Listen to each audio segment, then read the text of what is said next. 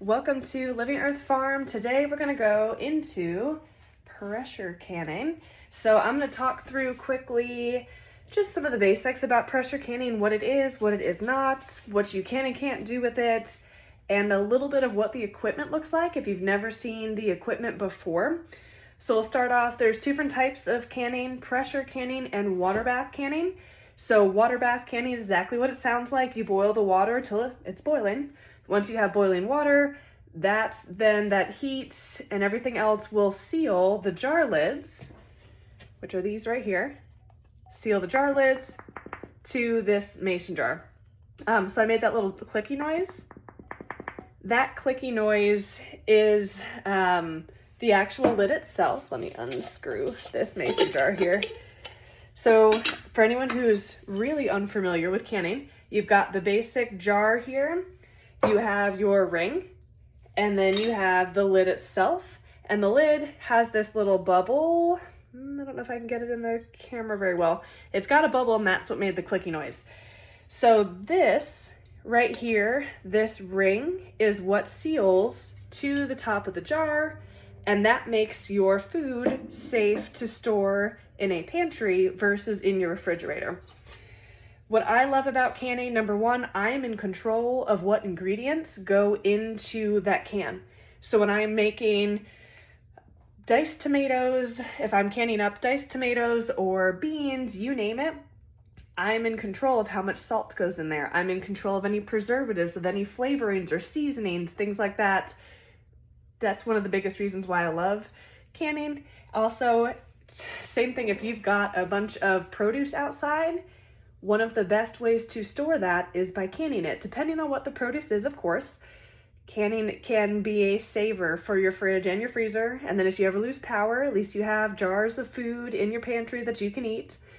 So what do I enjoy canning? You can can pretty much most things can be canned. I've canned applesauce, vegetable broth, diced tomatoes, tomato sauce.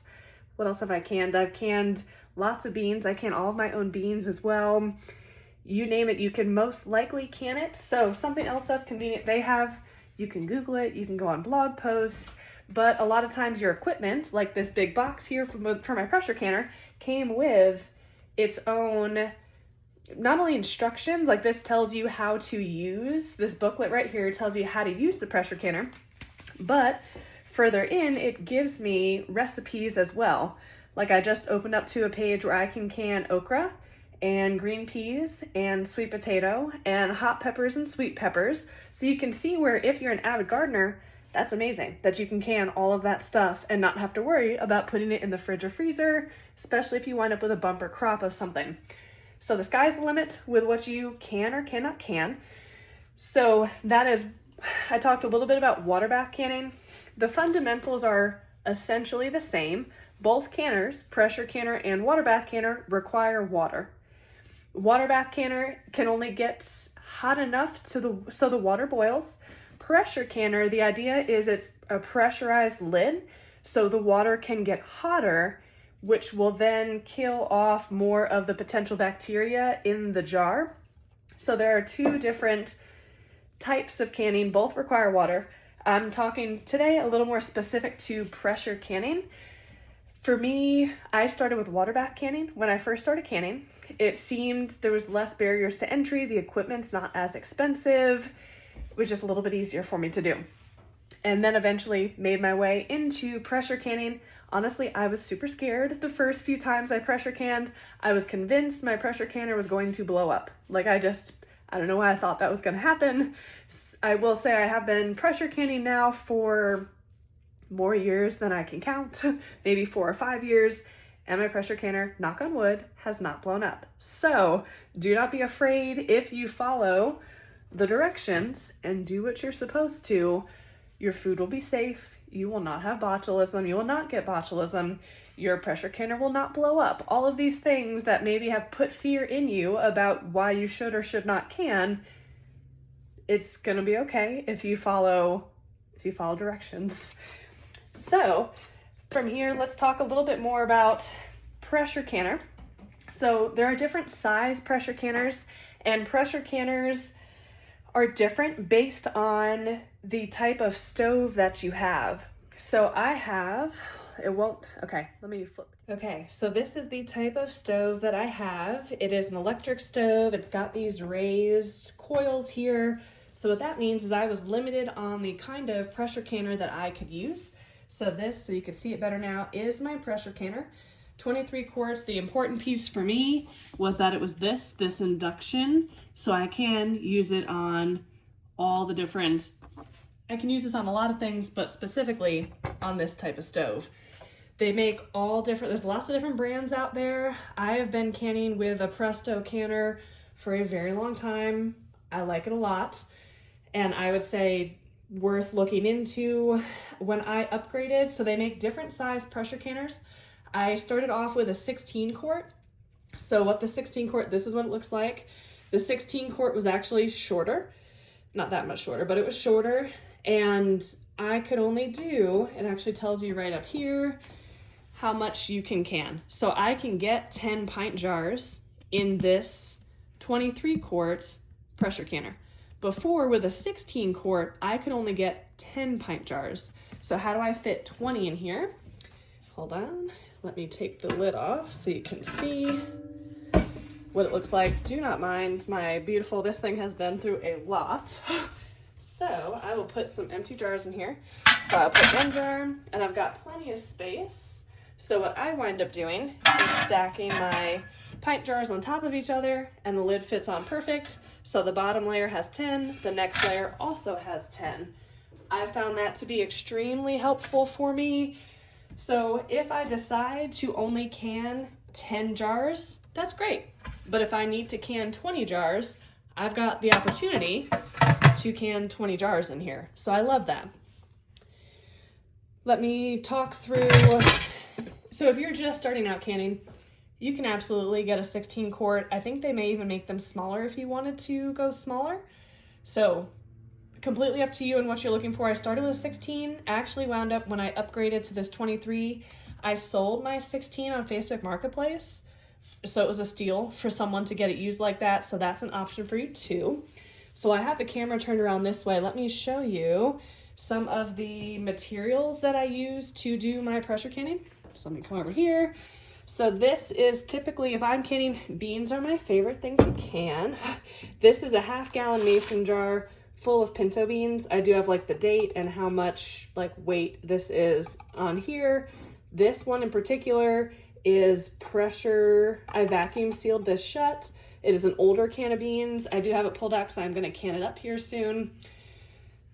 For me, 20 pint jars takes two cans of beans, or 2 1/2 gallon mason jars of beans, and it'll turn it into 20 pint jars for me. So what you really need is whatever it is you're going to can. In this case, I'll can some beans, and then your pint jars. If you're going to do pints, you can also do a quart jar. I find most things, because I'm one person living by myself, it's just easier for me to do pint jars instead of quart. So we already talked about the 3 different pieces here of the jar. You can get reusable lids. I have not ventured into them yet. I got these at Walmart. That's the Walmart brand. They're pretty cheap per lid. I have reused these. So let me show you the difference between one that's been used and one that has not been used. This is a new jar. Doing things with one hand is fun. So if you look here, that rubber ring around the outside looks perfect. There's not really any indent to it. But when you look here, this one's been pressure canned. There's an indent from that jar. You could reuse this lid if you really wanted to. I have reused lids before when I canned a lot of jelly, water bath canned, jellies and preserves. But the issue is a percentage of them do fail. So it's that risk of, well, if you only water bath can 10 pint jars and 2 or 3 of them fail, do you want to go ahead and re-can them so they don't, with a new lid so it doesn't fail? Is it worth it, or is it worth it to spend a couple of dollars, $2 or $3, and just use all new lids? So that's something you can weigh out for yourself, pros and cons.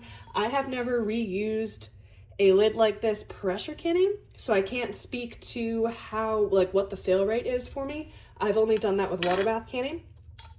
But what I love about canning, when I finish up like a jar like this one, I leave the used lid in here just in case I wind up using this jar for like a dried good, something like that, where it doesn't matter if the lid's been pressure canned. But anytime I'm going to go ahead and pressure can, I will take the used lid off, put a new lid in, and then load it up with whatever food and let it go. So I'll talk through a little bit more. When I started pressure canning, I wasn't sure. Water bath canning, I sanitize my jars in the water bath canner before I put anything in the can to actually can it. That's a lot of, I use the word can a million times. So when I am using a water bath canner, I will take this empty jar just like this, without the lid or the ring, put it in the water, let the boiling water sanitize the inside of the jar.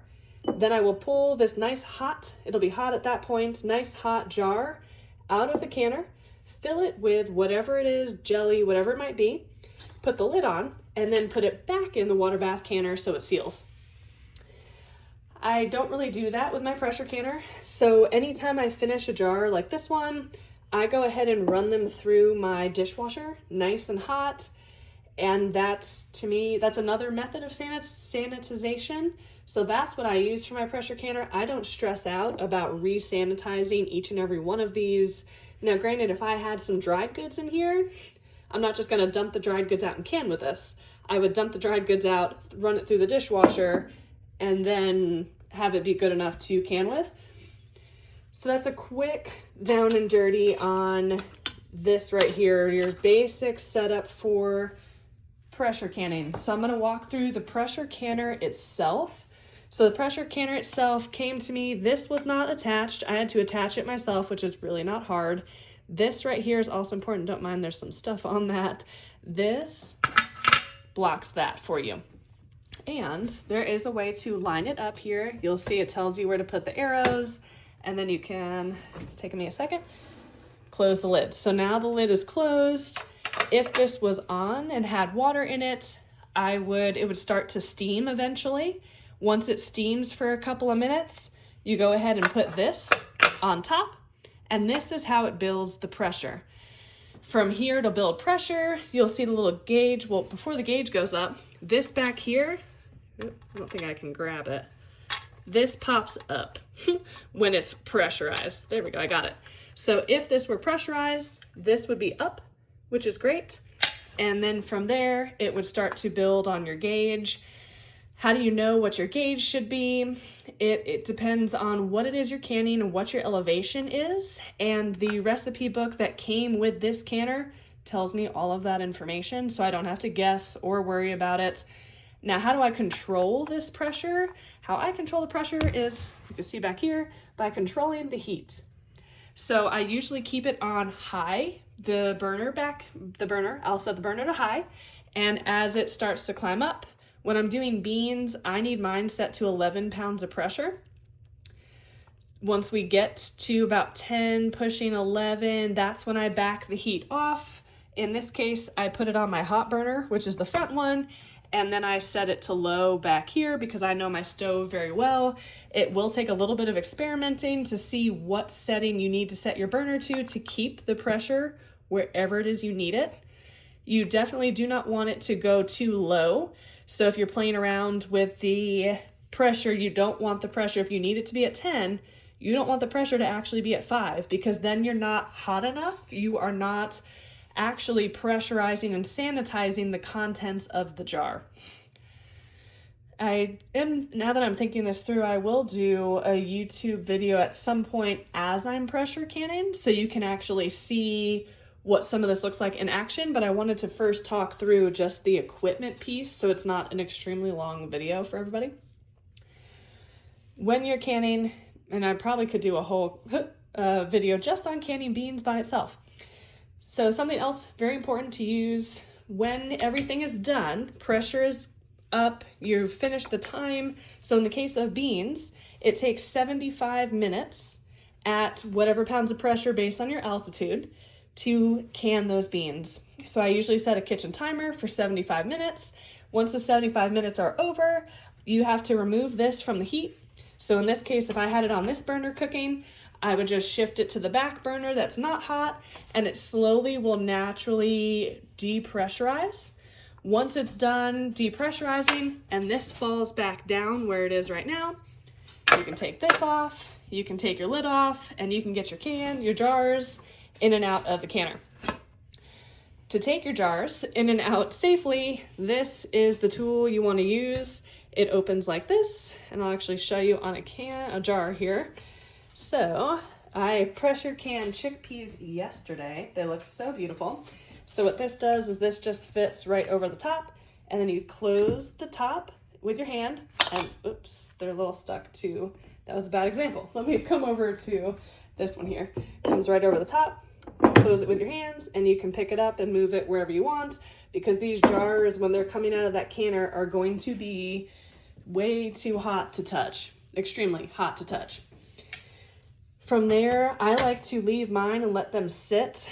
20 beautiful jars of chickpeas here. I like to leave mine and let them sit for 24 hours. And in those 24 hours, you might hear some popping. And what that means, if it's popping, is it's fully sealed the way it needs to be. But I leave them out for 24 hours, number one, so they can cool. Number two, so this way I can double check that they all are sealed. And in this case, they are. And one of the ways you could check that, partly just by looking at them, but you can also, what I'm looking for is that bubble on top, and it's completely smooth, doesn't make any noise when I press in the middle really. So that means it is ready to go. So today I will be putting these 20 jars into my pantry of these beautiful chickpeas, and I'm very excited about that. So I think I've covered a lot of what you need to know about pressure canning, at least from a what does it look like perspective. What do the jars look like? What are the lid options on those jars? What does the canner itself look like? And the jars when they come out, just some of the equipment. I'm hoping this is going to be helpful if you are trying to get started canning. Pressure canners are more expensive than a water bath canner is. Definitely a little more of an upfront cost, but well worth it with the amount of years that your pressure canner lasts. So that's how I look at it. It is a multi-year, could even be a generational investment. Sorry, my dog is over here coughing. Otherwise, the other equipment is relatively cheap. Like a flat of pint jars is not the most expensive, and you might even be able to find pint jars at garage sales or pint jars at Goodwill, wherever it might be. The lids we went over, I get this specifically, the Walmart brand. They're also pretty cheap as well. Even this little gadget here, you can find it at Walmart. It's also pretty cheap. So that should be the basis. I would love to hear any questions you might have, anything you want to see specifically related to pressure canning. I will do the next time, which will probably be next week, when I am canning up a jar of pinto beans, and I've got a can of navy beans I've got to do. So when I get both of those jars going, I will walk you through the process from start to finish with what exactly I do, why I'm doing it, how you can maybe do something similar. So shoot me any questions you may have, and thank you for tuning in. But actually, before we go, I'm going to show you my sweet pup here. This is Harley Quinn, and she was the one who was coughing. She, her little tongue always sticks out. She has cancer, and we had to remove a little piece of her jawbone. So, I mean, her tongue's not out right now, but it does stick out sometimes. So she's my sweet girl, and you can sometimes hear her just clicking her little nails around. Right now, she wants me to take her outside, so she is being a sassy pup. The sassiest girl.